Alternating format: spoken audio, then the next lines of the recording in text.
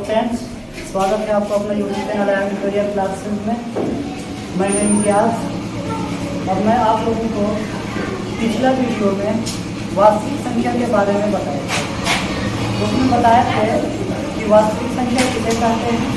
उसके बाद बताए थे कि परिमेय संख्या और अपरिमेय संख्या, और उसमें एक चीज़ बताए थे कि परिमेय संख्या पहचानने के लिए किस तरह से उसको पहचान सकते हैं, और अपरिमेय संख्या उसमें बताए।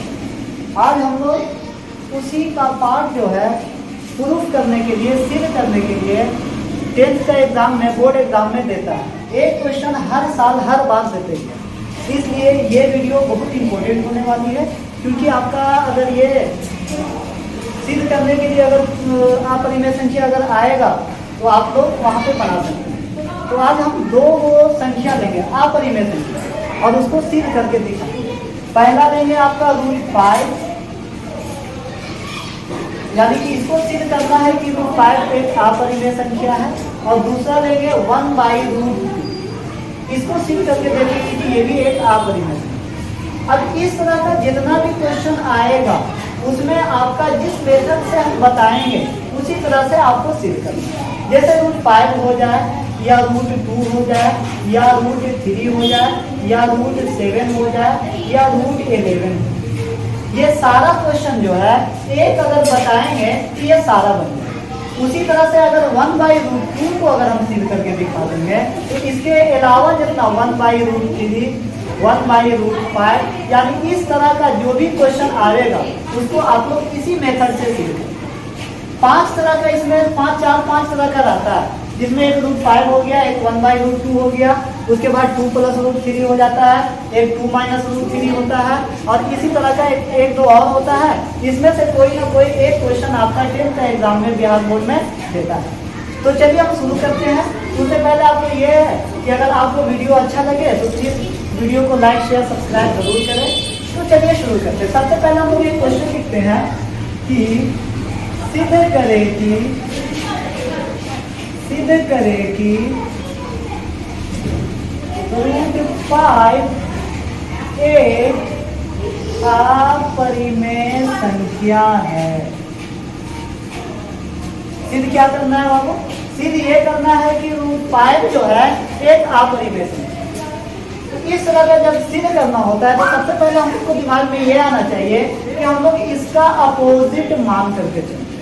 यानी अपरिमेय सिद्ध करना है तो हम लोग मानेंगे कि यह √5 जो है एक परिमेय संख्या है, इसको मान करके चलेंगे। तो सबसे पहले अगर हम लोग देखते हैं तो लिखेंगे माना √5 एक परिमेय संख्या। जितना भी क्वेश्चन इसमें सिद्ध करने के लिए आएगा अपरिमेय संख्या, सारे क्वेश्चन में हम लोग क्या मान लेंगे? अपोजिट मानेंगे। अपरिमेय सिद्ध करना है तो मान लेंगे कि जो दिया हुआ रहेगा, यानी √5 दिया हुआ है तो √5 एक परिमेय संख्या। अगर परिमेय संख्या है तो हम लोग क्या करेंगे? परिमेय संख्या को हम लोग जानते हैं कि जो p/q के फॉर्म में लिखा जाता है उसको परिमेय संख्या कहते हैं। तो जब इसको हम √5 को परिमेय मानेंगे तो √5 = p/q हो जाएगा, क्योंकि परिमेय संख्या का परिभाषा बताया गया है कि वैसी संख्या है जो p/q के फॉर्म में होता है, जो p/q के रूप में होता है, उसे परिमेय संख्या। तो √5 = p/q। अब p और q जो है एक सहअभाज्य संख्या है। p और q क्या है? एक सहअभाज्य संख्या। लिखेंगे p, जहां p और q एक सहअभाज्य संख्या। अब यहाँ पर एक चीज आया है, सहअभाज्य। सहअभाज्य संख्या किसे कहते हैं? तो सहअभाज्य संख्या का डिफिनेशन होता है वैसी संख्या है जिसका मासा यानी HCF 1, कितना? 1।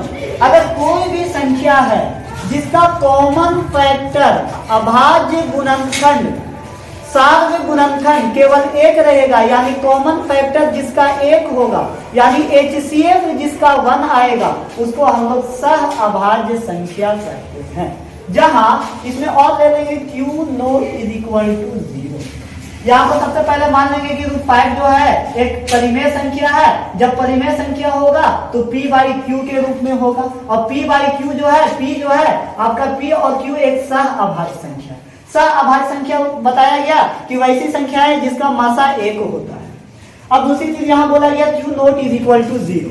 जब ये मान लिए तो आगे अगर हम लोग देखेंगे तो करेंगे दोनों तरफ वर्ग करने पर, दोनों तरफ वर्ग करने पर, यानी squaring both side, left side में भी स्क्वायर करेंगे और राइट साइड में भी स्क्वायर करेंगे। अगर यहाँ रूट 5 दिया हुआ है, इसका अगर स्क्वायर करते हैं तो रूट 5 का whole square, p by Q है, इसका स्क्वायर करते हैं तो p बाई क्यू का होल स्क्वायर। रूट 5 का स्क्वायर करेंगे तो यहाँ रूट 5 इंटू रूट 5 यानी 25 आएगा, और 25 को अगर रूट से बाहर निकालेंगे तो 5 आ जाएगा।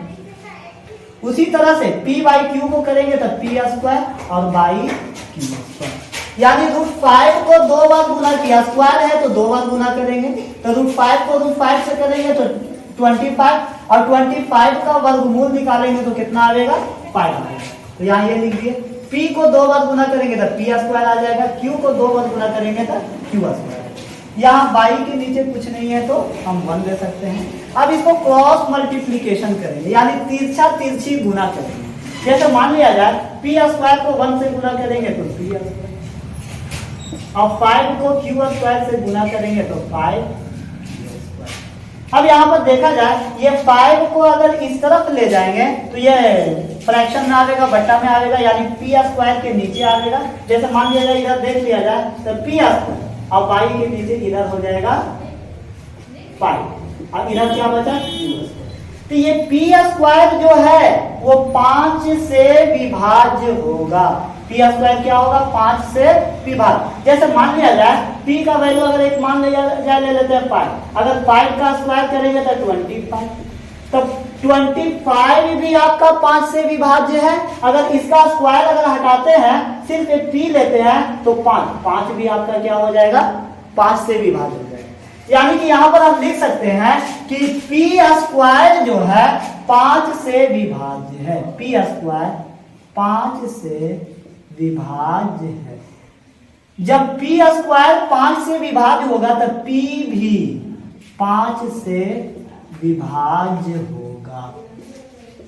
यानी जब p स्क्वायर 5 से विभाज्य होगा तो p भी 5 से विभाज्य होगा। क्योंकि कोई सा ऐसा नंबर लीजिए, मान लिया जाए हम 6 ले लेते हैं और 6 का स्क्वायर करेंगे तो 36 आपका 6 से विभाज्य है। और अगर मान लिया जाए 6 करते हैं तो 6 भी आपका क्या है 6 से विभाज्य है। यहाँ पर जब p स्क्वायर 5 से विभाज्य होगा तो p भी आपका क्या हो जाएगा 5 से विभाज्य। इसको आप समीकरण 1 लिख सकते हैं। अगर इसी में अगर पुनः चलते हैं तो अब क्या किया जाए, यहाँ पर p square is equal to 5q square है। यहाँ p है तो p ही लेकर चलिए, यहाँ 5 है तो 5 ही लेकर चलिए। अब 5 के साथ किसी दूसरा वेरिएबल से गुना कर दीजिए, यानी कोई दूसरा चर मान, यानी कि x हो, y हो, z हो, m हो, कुछ भी हो। अगर इसको हम m से अगर गुना करते हैं तो p बराबर 5m हो जाएगा। फिर यहाँ भी दोनों तरफ वर्ग करने पर, दोनों तरफ वर्ग करने पर, दोनों तरफ वर्ग करने पर, अब p यहाँ है, p का अगर वर्ग करेंगे स्क्वायर करेंगे तो p स्क्वायर, यहाँ 5m का स्क्वायर करेंगे तो 5m स्क्वायर, p का स्क्वायर करेंगे p स्क्वायर, और यहाँ 5 5 जा 25m square. p square is equal to क्या आ गया 25m स्क्वायर।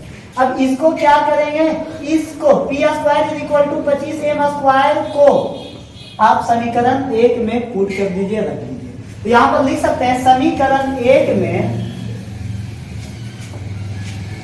इसको थोड़ा क्लीन करते हैं,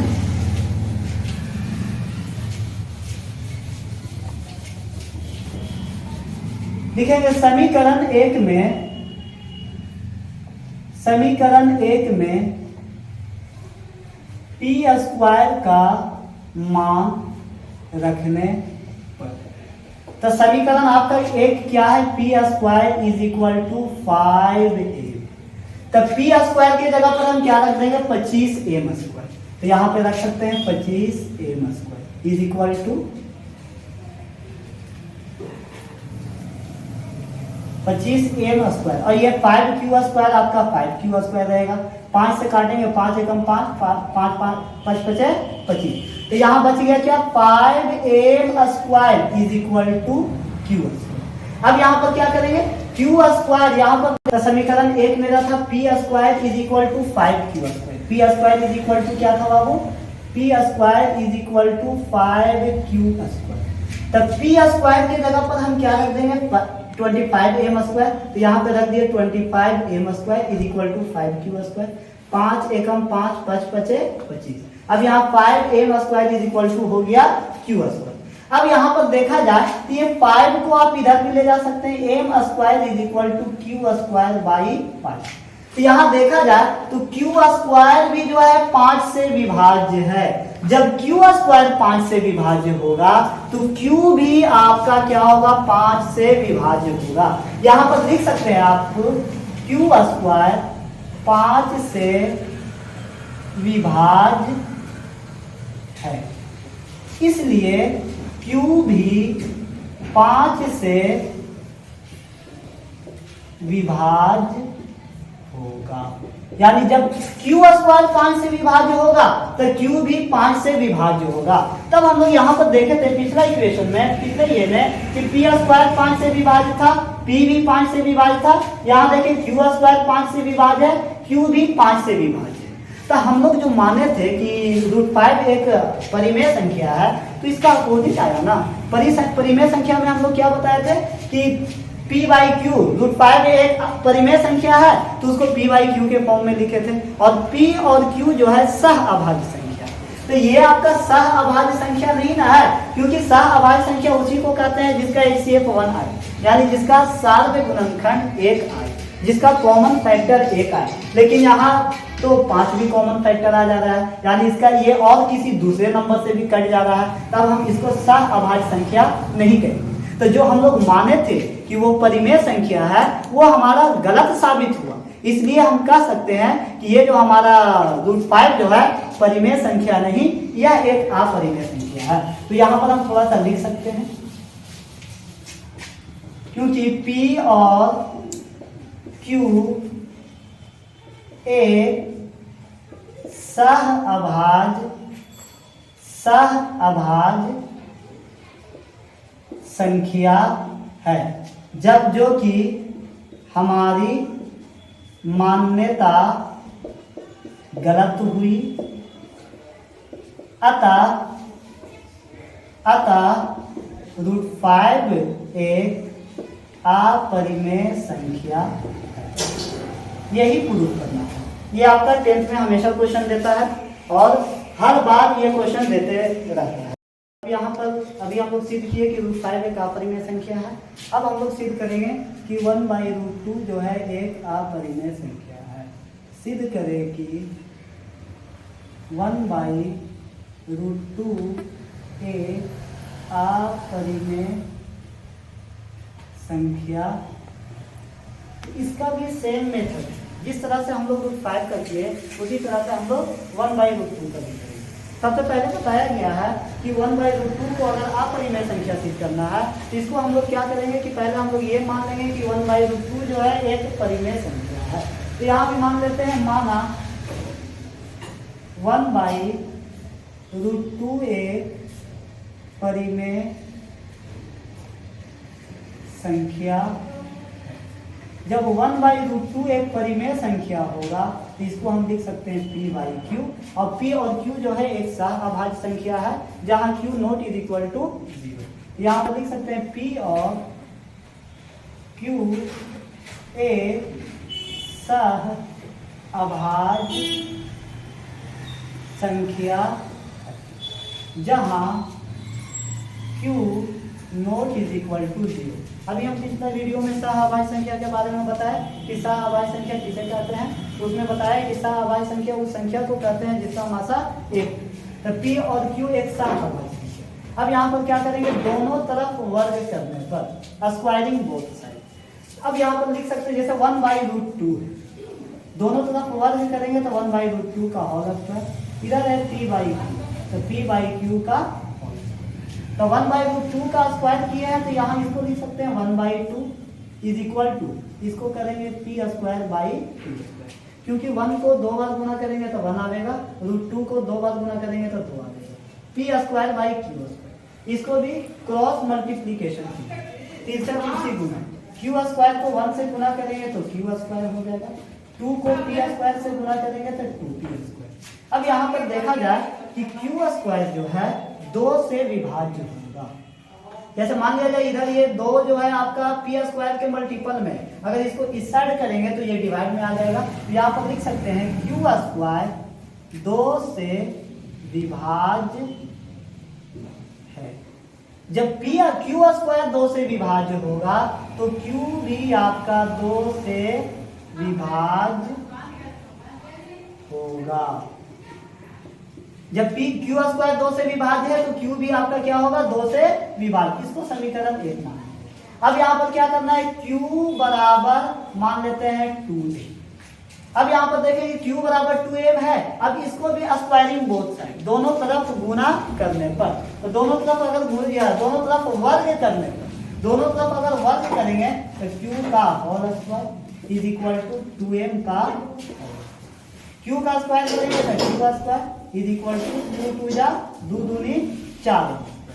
अब इस वैल्यू को समीकरण 1 में पुट करेंगे। तो यहाँ पर हम लोग लिख सकते हैं कि समीकरण 1 में क्यू स्क्वायर का मान रखने पर, यहाँ देखा गया है, लिखेंगे समीकरण 1 में क्यू स्क्वायर का